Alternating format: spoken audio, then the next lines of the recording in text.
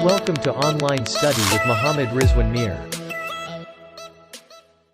Fungi का topic हम पढ़े थे और फंजाई के टॉपिक में लास्ट लेक्चर में हमने बात की थी इम्पॉर्टेंस ऑफ फंजाई की, और हमने देखे थे फंजाई के डिफरेंट फ़वाइद, फंजाई किस तरह से हमें हेल्पफुल होता है। आज का जो हमारा लेक्चर है, आज हम बात करेंगे फंजाई के नुकसानात के ऊपर, यानी कि losses due to fungi.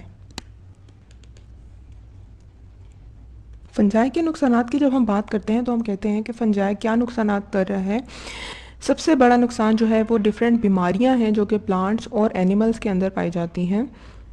One by one हम आज के लेक्चर में उन बीमारियों को, उन डिजीज़ को देखते जाएंगे। सबसे पहले हम देख लेते हैं प्लांट डिजीज़।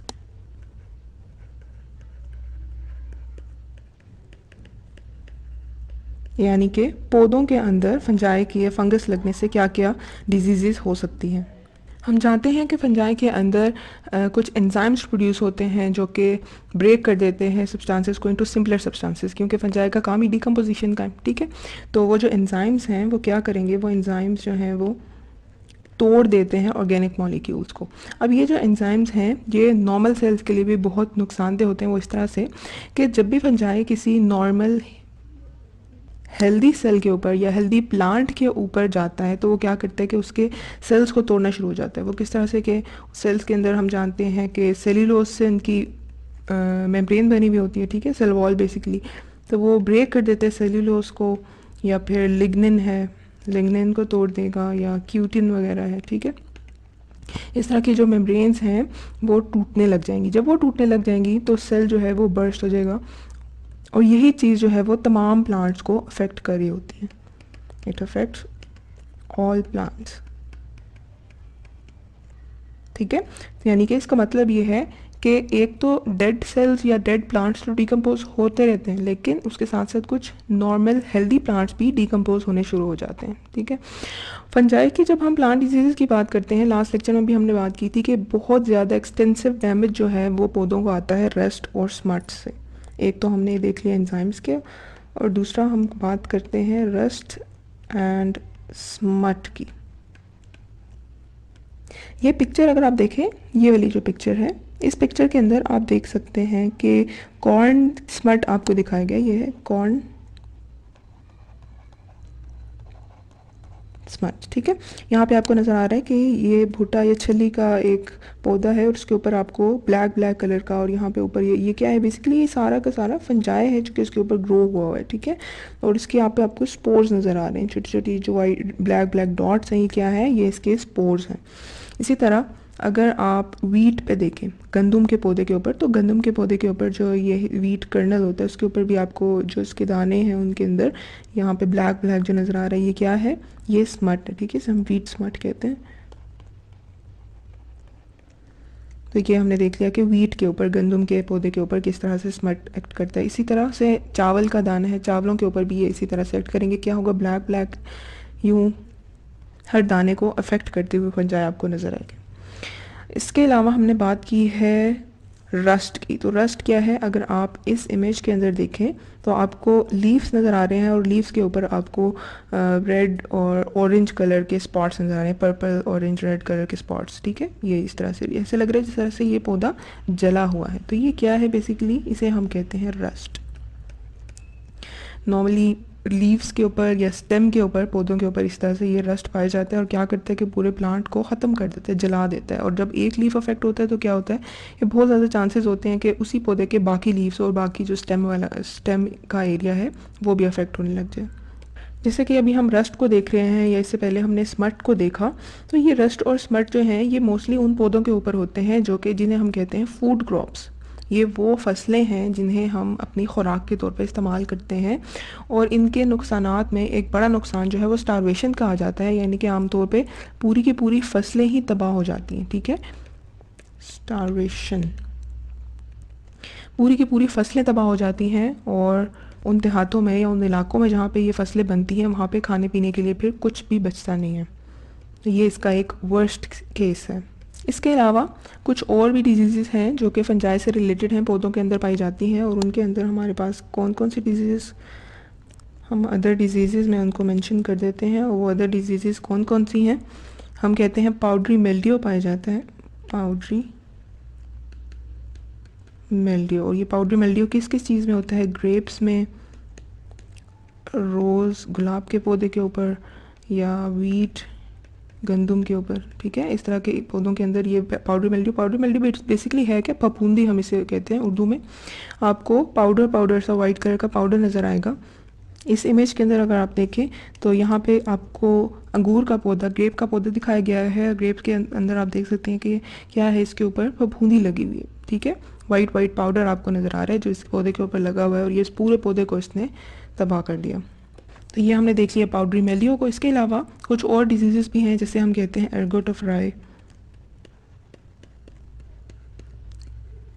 राई के पौधे के ऊपर ये डिजीज़ पाई जाती है। इसके अलावा हम कहते हैं red rot of sugar cane. Red rot of sugar cane क्या है? अगर आप गन्ने के पौधे को देखें, गन्ने का जो स्ट्रक्चर है उसके अंदर आपको अक्सर रेड कलर की लाइंस नज़र आती हैं। इस इमेज के अंदर आपको दिखाया जा रहा है, आप देख सकते हैं कि ये गन्ना है और गन्ने के ऊपर आपको रेड लाइंस नज़र आ रही हैं। तो वो रेड लाइंस यहाँ पे इस तरह से, ये रेड लाइंस, ऊपर का कुछ स्ट्रक्चर, ठीक है। तो ये रेड लाइंस क्या है? बेसिकली इसे हम कहते हैं, ये है red rot of sugar cane, red rot of sugar cane. इसके अलावा बाकी जो फंगल डिजीज़ हैं उनके अंदर पोटैटो विल्ट आ जाता है, आलू जो कि ख़राब होने लग जाते हैं। अक्सर आपको सावन के मौसम में लगेगा कि आलू जो हैं वो कुछ ज़्यादा ख़राब होने, उनसे स्मेल आनी शुरू हो जाती है, ब्लैक होने लग जाते हैं अंदर से। इसके अलावा कॉटन रूट रॉट, ये भी फंगल डिजीज़ है। इसके अलावा एप्पल स्कैब और brown rot of peaches and cherries और पीचेस जब गलने सड़ने लग जाती हैं तो वो भी फंगस की वजह से होता है, ठीक है। तो ये हमने डिफरेंट डिजीज़ देख ली हैं जो कि प्लांट्स के अंदर पाई जाती हैं ड्यू टू फंगस। इसके बाद हम आ जाते हैं एनिमल डिजीज़ के ऊपर, कि जानवरों के अंदर, या अगर हम ह्यूमन बींग्स की बात करें तो उनके अंदर फंगल डिजीज़ कौन कौन सी होती हैं। एनिमल डिजीज़ को जब हम देखते हैं तो दो मेजर या बड़ी बीमारियां जो कि ह्यूमन बींग्स के अंदर बेसिकली पाई जाती हैं वो कहलाती हैं, एक कहलाती है रिंगवॉर्म और एक कहलाती है एथलीट्स फुट। ये क्या बीमारी है? सबसे पहले रिंगवॉर्म को देख लेते हैं। रिंगवॉर्म ऐसी बीमारी है जिसके अंदर जिस्म के ऊपर गोल गोल निशानात आ जाते हैं, ठीक है, रेड कलर के गोल गोल निशान आ जाते हैं। उसके ऊपर पेन भी हो सकती है, इरिटेशन भी हो सकती है। और ये दोनों बीमारी रिंगवॉर्म और एथलीट फुट, ये दोनों रिंगवॉर्म और एथलीट फुट दोनों किसकी वजह से? इम्परफेक्ट फंजाई की वजह से होती हैं, ठीक है। तो रिंगवॉर्म के अंदर हमने कहा कि जिस्म के ऊपर रेड रेड निशानात आ जाते हैं गोल गोल। इस इमेज के अंदर अगर आप देखें तो आपको नज़र आ रहा है कि एक पेशेंट के कंधे के ऊपर आपको ये रिंगवॉर्म नज़र आ रहा है। पहले ये छोटा होता है फिर उसके बाद ये बढ़ता भी जाता है, ठीक है, और जिस्म के मुख्तलिफ हिस्सों के ऊपर आपको ये रिंगवॉर्म नज़र आ सकता है। ये क्या है? ड्यू टू फंजाई होता है ये। इसी तरह से इस दूसरे इमेज के अंदर अगर आप देखें तो आपको नज़र आ रहा है कि पाँव की ये जो उंगलियाँ, इनके अंदर फंगल इन्फेक्शन नज़र आ रहा है। ये क्या है? ये कहलाता है एथलीट्स फुट, ठीक है। अक्सर ये आपको डिफरेंट, ये जो पाँव की उंगलियाँ इनके दरमियान में नज़र आएगा या फिर पाँव के निचले हिस्से पे नज़र आएगा, और ये इन्फेक्शन बढ़ता बढ़ता पूरे पाँव तक भी जा सकता है। और इसके केस में भी ऐसे ही होगा कि आपको हल्का सा पेन होगा, इरिटेशन होगी, और इस एरिया से ज़्यादा स्मेल आएगी। और स्मेल क्यों है? Because of fungus. तो ये दो मेजर डिजीज़ हमने देख ली एनिमल्स के अंदर। इसके अलावा कुछ और डिजीज़ भी पाई जाती हैं और उनके डिफरेंट कॉजेटिव एजेंट्स होते हैं। अच्छा, वन बाय वन हम उनको भी देखते जाते हैं। एक हमारे पास ऑर्गेनिज्म है, यीस्ट है बेसिकली, जो कहलाता है कैंडिडा अल्बिकेंस, और इससे जो डिजीज़ कॉज होती है उसे हम कहते हैं थ्रशेस बन जाते हैं बॉडी के ऊपर। और मोस्टली ये थ्रशेस जो हैं वो ओरल कैविटी यानी कि माउथ और वेजाइना के अंदर पाए जाएंगे। बेसिकली होता क्या है, वाइट कलर के स्पॉट्स बनते जाते हैं और छोटे छोटे स्पॉट्स होते हैं, पेनफुल होते हैं और उनमें पस भी पड़ सकती है। तो इसके कॉजेटिव एजेंट क्या है? यीस्ट। इसी तरह एक और बीमारी जिसे हम कहते हैं हिस्टोप्लाज्मोसिस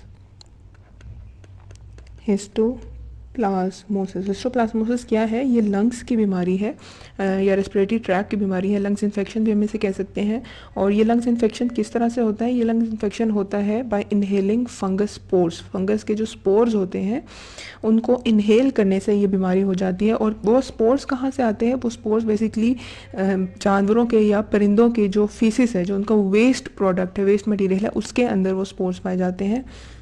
तो ये हमने देख लिया हिस्टोप्लाज्मोसिस को। अच्छा, अब इसका भी एक वर्स्ट केस सिनेरियो ये हो सकता है कि जब लंग्स के अंदर इन्फेक्शन हो गया और ये जो स्पोर्स है, फंगस स्पोर्स, वो बॉडी के अंदर आ गए, लंग्स के अंदर आ गए, तो फिर ये हो सकता है कि ये जो लंग्स के अंदर स्पोर्स हैं ये बाकी बॉडी के अंदर भी ट्रांसफ़र हो जाए वाया ब्लड। ठीक है, ब्लड के थ्रू ये बाकी बॉडी के अंदर ट्रांसफ़र हो जाए या चले जाएँ। जब ये बाकी बॉडी में जाएंगे तो क्या होगा कि वो बाकी ऑर्गन्स को भी इन्फेक्ट करते जाएंगे। ठीक है, और ये एक बहुत ही सीरियस शक्ल भी इख्तियार कर सकते हैं। इसके अलावा हम जानते हैं एक और ऑर्गेनिज्म है जो कहलाता है एस्परगिलस फ्यूमिगेटस, जो कि एक डिजीज़ कॉज करता है जिसे हम कहते हैं एस्परगिलोसिस। ये एस्परगिलोसिस जो है बेसिकली ये फेटल भी हो सकते हैं, डिजीज़ भी, डेथ भी कॉज कर सकते हैं। और ये होता क्या है एस्परगिलोसिस में, बेसिकली ये होता है कि मोस्टली उन लोगों को इन्फेक्ट करता है जो कि वीक इम्यून सिस्टम वाले होते हैं, यानी कि अगर किसी को एड्स है या किसी का नेचुरल डिफेंस सिस्टम सही से काम नहीं कर रहा तो उन लोगों पे वो लोग ज़्यादा ससेप्टेबल होते हैं कि उनको ये बीमारी हो जाए। इसके अलावा एस्परगिलस जो है वो कुछ टॉक्सिन्स भी प्रोड्यूस करता है और उन टॉक्सिन्स की वजह से कुछ और बीमारियां हो जाती हैं। उन टॉक्सिन्स में एक हमारे पास जो टॉक्सिन है वो कहलाता है एफ्लाटॉक्सिन्स। और ये जो एफ्लाटॉक्सिन्स हैं ये क्या है, ये कार्सिनोजेनिक भी हो सकते हैं, यानी कि ये कैंसर भी कॉज कर सकते हैं। यही जो एफ्लाटॉक्सिन है वो कुछ और खाने पीने की चीज़ें जैसे कि पीनट्स हैं या कॉर्न है, इनके दानों को अफेक्ट कर सकता है या कंटेमिनेट कर सकता है इनके ग्रेन्स को। और उससे क्या होगा कि जब ह्यूमन बींग्स इनको खाएंगे तो फिर उनके अंदर भी ये टॉक्सिन जो है वो ट्रांसफ़र हो जाएगा। इसके अलावा कुछ इसके ट्रेसेस जो हैं वो मिल्क, अंडों में और गोश्त में भी कुछ ये एफ्लाटॉक्सिन्स के जो ट्रेसेस हैं वो पाए जा सकते हैं। और इनका इंटेक जब होगा, यानी कि जब हम दूध पियेंगे, ऐसा अंडा खाएंगे या ऐसा गोश्त लेंगे जिसके अंदर ये टॉक्सिन या ये केमिकल प्रेजेंट था एफ्लाटॉक्सिन, तो क्या होगा कि वो भी हमारे लिए कार्सिनोजेनिक साबित हो सकता है, यानी कि वो भी कैंसर कॉज कर सकता है। एक और बीमारी जो कि फंगस की वजह से होती है वो कहलाती है एर्गोटिज्म। और एर्गोटिज्म जो है वो किस तरह से कॉज होता है, ये कॉज होता है by eating purple ergot. Purple ergot के खाने से या इसके इंटेक से हो जाता है। और ये बहुत ही आप कह सकते हैं कि सवेयर किस्म की बीमारी है जिसके रिज़ल्ट में डिल्यूजन्स हो सकते हैं, हेलुसिनेशंस हो सकती हैं या कन्वर्जल हो सकती हैं या नर्वस स्पैज्म हो सकते हैं। कन्वर्जल बेसिकली क्या है, ये झटके हैं। ठीक है, और नर्वस स्पैज्म यानी कि अकड़ जाना, बॉडी अकड़ जाती है या झटके लगने लगते हैं, ऐसे जैसे मिर्गी के दौरे पड़े हों। ठीक है, तो वो क्या है, वो एर्गोटिज्म है और वो किसकी वजह से है, पर्पल एर्गोट के खाने की वजह से। तो ये हमने देख लिया कि एनिमल्स के अंदर फंजाई के साथ से डिजीजेस कॉज कर रही है। इसके अलावा हम जानते हैं कि फंजाई क्योंकि सेप्रोट्रॉफिक है, यानी कि डेड ऑर्गेनिजम्स के ऊपर अपना डिकम्पोजिशन का काम करती है। तो जब वो डेड ऑर्गेनिजम्स के ऊपर डिकम्पोजिशन का काम कर रहे होते हैं तो समटाइम्स हमने बात की है कि वो नॉर्मल या हेल्दी इंडिविजुअल्स के ऊपर भी डिकम्पोजिशन स्टार्ट कर देते हैं। हम बात कर रहे हैं सेप्रोट्रॉफिक या सेप्रोबिक भी हम इसे कहते हैं। ठीक है, फंजाई की, यानी कि वो फंजाई जिसने डेड ऑर्गेनिजम्स को डिकम्पोज करना था। लेकिन अब हो ये रहा है कि हम बात कर रहे हैं कि कुछ हेल्दी या लिविंग ऑर्गेनिजम्स भी इसकी जद में आ जाते हैं और वो डैमेज करते हैं। वो किन किन चीज़ों को डैमेज करता है, डैमेज जो है वो नॉर्मली फूड को डैमेज होता है, जैसे कि हमने पहले बात की। इसके अलावा लकड़ी को, इसके अलावा फाइबर या लेदर, इस तरह की चीज़ों को डैमेज होने लगता है। जहाँ हम फूड की बात करते हैं वहाँ जब फ्रूट्स हैं हमारे पास, हमने पहले भी एनिमल बल्कि प्लांट्स डिजीज़ के अंदर बात की है फ्रूट्स की, तो दुनिया में तकरीबन 15 से 50% का जो फल है हर साल वो ज़ाया हो जाता है ड्यू टू फंजाई। इसी तरह हमारे पास वुड रॉटिंग फंजाई है, वुड रॉटिंग फंजाई। और वुड रॉटिंग फंजाई क्या करता है कि वो हेल्दी वुड को भी डिस्ट्रॉय करने लगता है, यानी कि लिविंग ट्रीज़ के ऊपर एक्ट करना शुरू हो जाएगा। या स्ट्रक्चरल टिम्बर्स हैं, टिम्बर्स। ठीक है, थोड़ा सा इसको मॉइस्चर मिलेगा तो ये क्या करेगा, आके उसके ऊपर एक्ट करने लगेगा और उस चीज़ को डिकम्पोज करने लगेगा। इसी तरह एक और ऑर्गेनिज्म जो कि पिंक यीस्ट कहलाता है, पिंक यीस्ट, ठीक है। ह्यूमन बींग्स के अंदर भी इसके ट्रेसेस, ह्यूमन बींग की स्किन के ऊपर इसके कुछ ट्रेसेस पाए जा सकते हैं। मोस्टली कहाँ होता है ये? मॉइस्ट सर्फेसिस के ऊपर ये पाया जाएगा और डिफरेंट नुकसान पहुंचाएगा। तो ये हमने देख लिया फंजाई के नुकसान। आज के लेक्चर को तो हम थोड़ा सा रिवाइज कर लेते हैं कि हमने क्या क्या पढ़ा। आज हमने लॉसेस की बात की है, यानी कि फंजाई की वजह से क्या क्या नुकसान होते हैं। फिर उन लॉसेस के अंदर हमने पहले प्लांट डिजीज़ और फिर उसके बाद हमने एनिमल डिजीज़ को देख लिया। प्लांट डिजीज़ के अंदर हमने बात की है रस्ट और स्मट की। इसके अलावा हमने बात की है कि प्लांट्स के अंदर एंजाइम्स की वजह से जो हेल्दी प्लांट्स हैं वो भी डिकम्पोज होने शुरू हो जाते हैं। कुछ और बीमारियां जैसे कि पाउडरी मिल्ड्यू है, ergot of rye, red rot of sugar cane, potato wilt, cotton root rot या एप्पल स्कैब, ब्राउन रॉट, इन सब चीज़ों की हमने बात की। इसके अलावा जब हम एनिमल डिजीज़ की बात कर रहे हैं उसमें स्पेसिफिकली ह्यूमन बींग्स की हमने बात की और हमने देखा कि ह्यूमन बींग्स में दो मेजर बीमारियां, एक रिंगवॉर्म और एक एथलीट फुट जो है वो पाई जाती है। इसके अलावा कुछ और बीमारियां जैसे कि थ्रशिस हैं या हिस्टोप्लाज्मोसिस है या एस्परगिलोस है, ये पाया जा सकता है जो कि फंजाई की वजह से। इसके अलावा कैंसर कॉजिंग एजेंट्स यानी कि एफ्लाटॉक्सिन, इस तरह के टॉक्सिन्स भी फंजाई प्रोड्यूस करता है। और एक और बीमारी एर्गोटिज्म की हमने बात की है जो कि फंजाई की वजह से है। इसके अलावा हमारी रोज़मर्रा रूटीन में जो चीज़ें इस्तेमाल की आती हैं यानी कि फूड है या लकड़ी है या फाइबर है, लेदर है, चमड़ा वगैरह, तो इन सब चीज़ों की भी डिकम्पोजिशन या इन चीज़ों के गलने सड़ने का जो अमल है वो भी फंजाई की वजह से ही होता है। तो ये था हमारा आज का टॉपिक।